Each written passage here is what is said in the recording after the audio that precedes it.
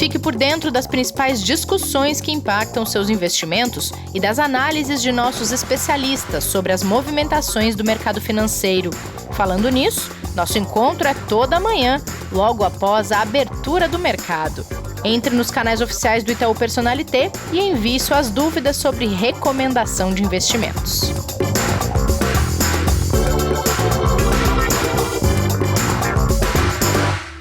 Qual o plano, professor? Dia de aula aqui no Investidor em Foco, afinal hoje é terça-feira e na aula de hoje a gente explica para vocês algumas relações ou correlações entre indicadores econômicos que a gente sempre mostra aqui. Por que será que quando um cai o outro sobe? O que mexe com esses indicadores? Vamos lá? Bem-vindo, professor, tudo bem? Oi, tudo bem, Renata? Como é que você está? Hoje está menos frio, né? Hoje já começou com aquele nosso solzinho da memória afetiva. Exato, aquele solzinho frio, mas dia bonito, né? E é assim que eu verdade. gosto mesmo. Eu também, professor. Acho que assim fica um clima bom para a gente estudar. Exato. Né? Dia bom pra aula, é isso mesmo, é verdade, é isso aí. Muito bom. Martim, olha só, semana passada saiu notícia muito boa nos Estados Unidos, de desemprego menor, de criação de postos de trabalho. Só que aí as bolsas caem ou não se mexem diante de uma informação dessa. É normal isso acontecer? Pô, Renata, eu tenho ouvido bastante essa pergunta, né? Parece que está torcendo contra a bolsa, alguma coisa assim. Sai número forte, bolsa cai, não reage bem. Depende um pouco isso do momento do ciclo econômico, tá? Tem que lembrar, por exemplo, do que quando nós estávamos naquele momento mais duro da pandemia, naquele momento, indicadores bons de crescimento eram muito bem-vindos e foram eles que provocaram, inclusive, a retomada das bolsas pelo mundo para os patamares mais normais. Mas no momento do ciclo econômico que nós estamos já numa etapa em que as economias estão aquecidas, várias delas superaquecidas, ou seja, trabalhando ou crescendo acima do seu ritmo potencial. E aí, de fato, os bancos centrais têm que agir, precisam agir para trazer a situação para uma coisa um pouco mais normal. Da mesma forma que quando os bancos centrais veem que a economia está crescendo abaixo do seu potencial, eles precisam estimular através de juros baixos, através de políticas de recompra.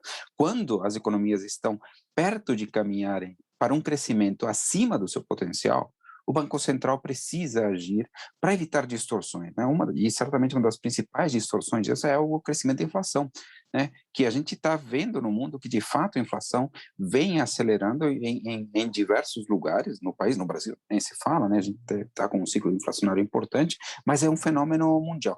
Então, o momento agora é de bancos centrais pensarem, de fato, em como reduzir ou controlar essa inflação através do nível de juros. Então, professor, não é que os mercados não apoiem o crescimento mais rápido das economias, é que tem que controlar indicadores que podem não ser tão benéficos quando a economia está se desenvolvendo. É mais ou menos isso? É isso, ou seja, o crescimento precisa ser num ritmo que seja sustentável. Essa que é a questão, né? Quando o crescimento está acima do ritmo do PIB potencial, ele não é sustentável no longo prazo. É mais ou menos como uma corrida, né? Um maratonista. Pensa no maratonista. A economia é uma maratona, ou seja, se espera que cresça no longo prazo. Então, quando um maratonista está correndo, por exemplo, num ritmo de 100 metros raso, numa economia superaquecida, ele não vai aguentar, não adianta. Então, precisa reduzir o ritmo. Puxa vida, era bom ir mais rápido em termos. Não sei se era melhor, porque acho que ele não ia aguentar a corrida dos 42 quilômetros se ele correr num ritmo extremamente acelerado. Então, o ponto é esse. Né? Os bancos centrais tendem ou tentam sempre manter a economia crescendo num ritmo bom. Não tem dúvida de crescimento é fundamental. Tem aquela definição clássica de um jornalista e famoso, né, respeitadíssimo, que diz que toda vez que ele fala o PIB, ele fala a soma de todos os produtos e serviços produzidos num país, né? Ele fala assim toda vez que fala sobre PIB, e é verdade, está correto. Sim. Perfeito, e acho que é muito importante divulgar esse conceito, mas tem outras visões, inclusive, né? O PIB também é a soma de todas as rendas de salário, de capital, rendimentos, né? que ocorrem dentro de um país. Então, PIB crescendo é renda crescendo. Então, certamente é isso importante. O problema é que ela não pode crescer a ponto de gerar algum problema lá na frente. Assim como o maratonista precisa saber o seu ritmo, a economia precisa conhecer o seu ritmo, e os bancos centrais precisam tentar manter a economia crescendo nesse ritmo de crescimento potencial. Esse ritmo de crescimento potencial, por sua vez, depende de muitas coisas, tá? Depende de infraestrutura, depende de marcos regulatórios, depende dos níveis de educação, depende de diversas coisas. Então, os países também precisam agir e trabalhar através de diversas políticas públicas para fazer com que o seu crescimento potencial seja maior, né? E aí, no curto e médio prazo, digamos assim, os bancos centrais tentam trabalhar para levar a economia para esse ritmo de crescimento mais equilibrado. Melhor é devagar e sempre, professor? Não diria exatamente isso, tá? Devagar também não. Não, devagar também não, porque o maratonista que corre devagar, tudo bem, termina a prova, mas não ganha, né? Então, verdade. a gente quer o maratonista que corra no seu ritmo e que ele seja rápido. O ponto é que, para o maratonista conseguir ser mais rápido, ele precisa fazer muita coisa. Ele precisa treinar, precisa se alimentar, precisa descansar, precisa fazer várias coisas. Então, são desafios dos países, de alguma forma, trabalhar para aumentar o seu PIB potencial, né? E de fato, uma tarefa, digamos assim, dos bancos centrais, tentar trabalhar para que a economia cresça nesse ritmo potencial. Tá? Então, acho que essa é a grande questão. A ideia é tentar ir rápido, o mais rápido possível, desde que seja sustentável. Boa. E, professor, a gente começou falando dessa relação com o indicador de desemprego melhorando. Independente desse crescimento, se ele está no ritmo sustentável ou se ele está muito rápido, seria bom que o desemprego fosse o mínimo possível ou até zero? Pelo menos eu penso assim, mas quero entender como é que o mercado vê isso, já que a gente está entendendo aqui como ele se comporta a partir de alguns movimentos e algumas velocidades de crescimento econômico. Eu acho que isso é muito importante, porque, de fato, ter um nível bom de emprego, portanto, um nível baixo de desemprego, de fato, é algo importantíssimo para qualquer economia. Ele tem que ser o mínimo, aí eu concordo com você, só que esse mínimo não consegue ser zero, tá?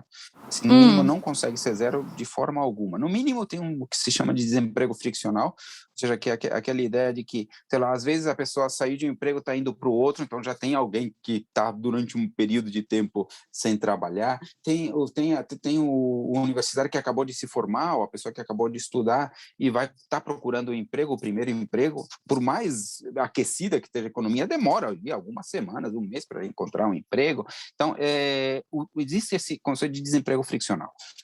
Depende aí de cada país quanto é esse nível, mas sei lá, 3, 4%, alguma coisa desse tipo. Existem alguns outros conceitos sobre desemprego, tá? Tem um economista muito importante, o William Phillips, ele criou a chamada curva de Phillips, que ele liga que ele cria um conceito de desemprego natural, né? E aí ele linka a inflação ao desemprego, né? Ou seja, quando o nível de desemprego está abaixo desse desemprego natural, isso cria pressões inflacionárias. Então, os bancos centrais olham muito para essa chamada curva de Phillips, e eles precisam estimar esse desemprego natural, sei lá, 4%, 5%, alguma coisa assim. Tem uma outra ideia que é quase a mesma coisa, não é exatamente a mesma coisa, porque foi um conceito proposto por outro economista, tal de Edmund Phelps, que é o NAIRU, olha só. Nome simpático, né? Non-Accelerating Inflation Rate of Unemployment, né? Taxa de desemprego não aceleradora da inflação, né? Então, os países têm um nível de desemprego que será o nível de desemprego com o qual conseguem lidar sem criar distorções, sem criar pressões sobre preços, sem criar esse tipo de distorção. Os bancos centrais, então, ficam bastante atentos a isso e olham muito para isso na hora de definir a taxa de juros. O presidente do Banco Central americano, Jerome Powell, tem falado muito, puxa vida, eu vou começar a normalização, essa normalização vier quando a gente estiver mais perto da taxa natural de desemprego, mais perto desse nível. E, professor... Aham. Nessa linha, desculpa te interromper, é só porque você falou dos Estados Unidos e eu queria te perguntar exatamente isso. Às vezes que a gente ouviu o governo norte-americano comemorar o pleno emprego, a gente estava falando dessa relação que você trouxe agora, de uma taxa muito baixa que significa ali a transferência de emprego das pessoas? Claro, exatamente, é muito perto da taxa Tá. friccional, ou seja, quer Uhum. dizer, é o seguinte, o pleno emprego não quer dizer 100% das pessoas empregadas, quer dizer Sim. que todos aqueles que querem se colocam no mercado de trabalho conseguem. Rapidamente, talvez Uhum. não no mesmo dia, né, não na mesma hora, mas consegue um tipo de emprego. E isso leva a uma taxa de desemprego que é nesses níveis aí, 4%, 5%, dependendo de país para país. Então, tipo, um país que está trabalhando nesses níveis aí de desemprego, ele está no pleno emprego. Então, e é algo para se comemorar, sim, né? É algo para se comemorar, né? Então, se atinge o pleno emprego, sei lá, a partir daí, de fato, o Banco Central tem que ir controlando níveis de juros, verificando se isso não está se superaquecendo, mas, tipo, seria, digamos assim, um ponto de ótimo, né? No fim das contas, a economia serve, quando a gente pensa para a função social da economia, dos economistas, está ligado ao bem-estar das pessoas, né? Ou seja, a capacidade que as pessoas têm de consumir, de estarem confortáveis, de conseguirem realizar seus planos, né? Isso está muito ligado à taxa de desemprego, né? Então, acho que as autoridades monetárias certamente comemoram taxa de desemprego sustentáveis, né? Mas o mais baixa possível. Então, esse mínimo possível que você colocou na pergunta, acho que é muito importante de ter em mente, sim, e essa aí é uma das preocupações centrais do mundo hoje, tá? Chegar num nível Uhum. perto desse plano de emprego aí. Com certeza.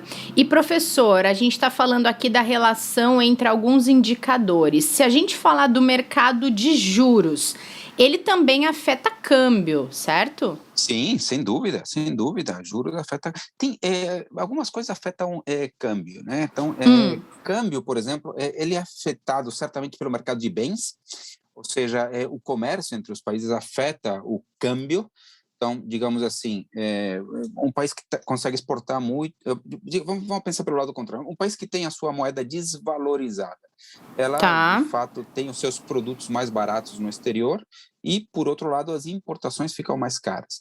Na medida em que ele importa pouco, exporta muito, o próprio câmbio vai se valorizar e se ajustar, né? Se entra muita importação, se o país exporta muito e entra muito dólar, digamos assim, o dólar cai internamente, aí a moeda se valoriza, se torna um pouquinho menos competitiva. Então, no fim das contas, o comércio, né, o mercado de bens, acaba, de alguma forma, provocando movimentos de médio prazo no câmbio, né? É extremamente importante esse movimento. Agora, no curto prazo, o mercado de juros é muito importante. Então, o Uhum. mercado de juros é importante. Então, de forma geral, países que têm níveis de juros mais altos, ajustados a risco, de forma geral, atraem capital na renda fixa, né? E isso também provoca entrada de recursos no país, que provoca até uma queda, digamos assim, da cotação do dólar. Aí eu Uhum. falei essa questão do nível de juros ajustado a risco, porque, de fato, a percepção futura de risco é extremamente importante aqui. Tá? Então, Sim. recentemente, por exemplo, nos últimos dias aqui no Brasil, nós tivemos alguma piora aqui em percepção de nível de risco interno, que mexeu em taxa de juros, que mexeu em câmbio, tá vendo? Então, o câmbio voltou aí para R$ 5,09, R$ 5,08, né, depois de ter batido 4,90 alguma coisa, em parte por questões ligadas também a percepções de risco. Ou seja, o que eu estou dizendo? Estou querendo dizer que naquele momento as taxas de juros que estavam no mercado pareciam que não valiam a pena o nível de risco, e aí tudo teve que se ajustar, e se ajustou através do câmbio. Então é o seguinte, mercado resumindo aqui, Renata, só para não deixar um pouco mais complicado tudo isso, as balanças comerciais interferem de uma forma importante no câmbio, né? Uhum. E também os níveis de juros, ou seja, níveis de juros mais altos, ajustados a risco em um determinado país, provocam entradas de recursos. Níveis de juros baixos provocam saídas de recursos. E o ponto é que hoje nós estamos exatamente nessas discussões no mundo, né? quem é que começa a subir juros mais cedo, como serão as subidas de juros pelo mundo, qual será mais intensa, qual será menos intensa. Então, de fato, nós temos uma movimentação relevante no mundo, no mercado de câmbio, por conta desses ritmos de elevação de juros que estão sendo discutidas no mundo inteiro, Renato. E, professor, tem relação direta do comportamento da bolsa com o do dólar? Ou depende muito de cada cenário, de cada caso? Essa é uma pergunta interessante. É o seguinte, a princípio tem, né? Primeiro, a gente não pode deixar de pensar que o preço de uma ação, acho que nós falamos um tanto no dia que nós conversamos com o X sobre a Bolsa, o preço de uma ação é o valor presente do lucro que ela gera no longo prazo de uma empresa, né?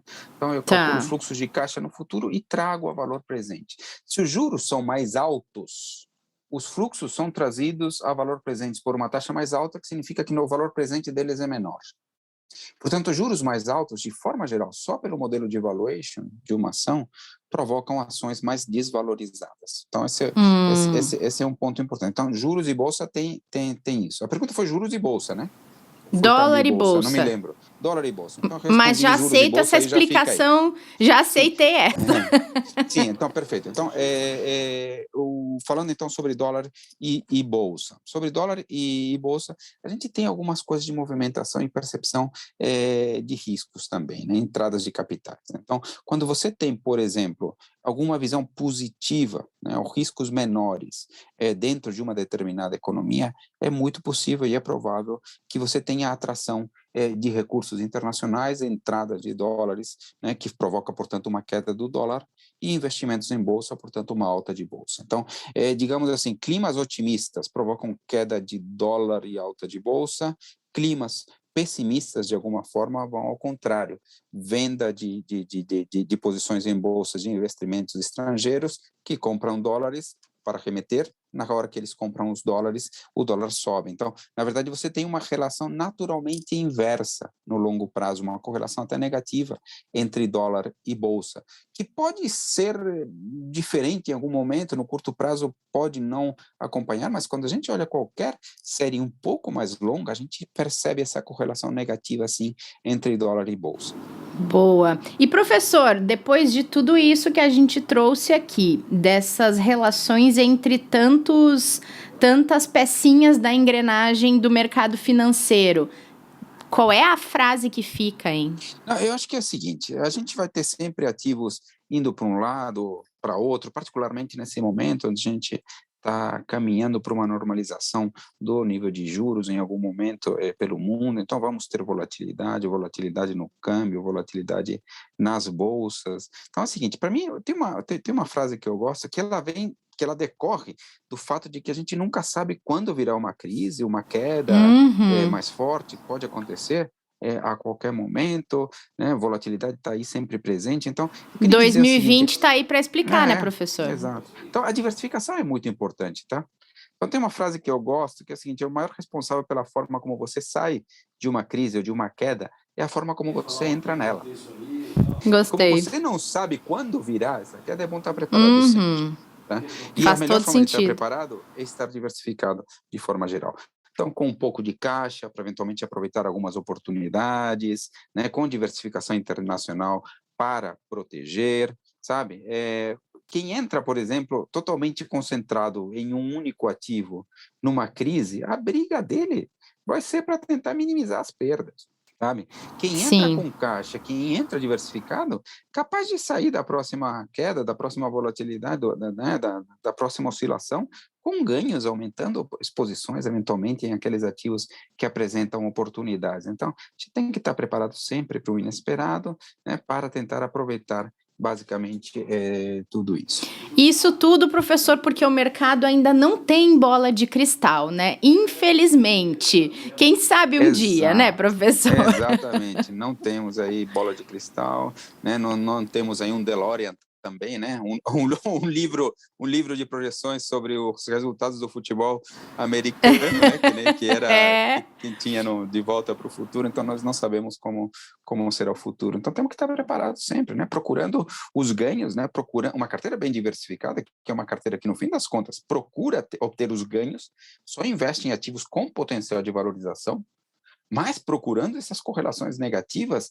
exatamente para se proteger do curto prazo. Sim. Para que quando a volatilidade, a crise, uma eventual queda apareça, você esteja protegido e não tenha vontade de se desfazer dos seus ativos. E você tem, inclusive, liquidez ou caixa suficiente, eventualmente, para aproveitar oportunidades naqueles ativos que têm algum potencial maior de valorização. Então, acho que a diversificação não é apenas uma coisa ligada a se proteger dos riscos, não, é um jeito também de estar preparado para obter ganhos no longo prazo. Acho que é isso, Renata. Eu adoro também, professor, aquela frase que diz que a diversificação é o único almoço grátis do mercado financeiro.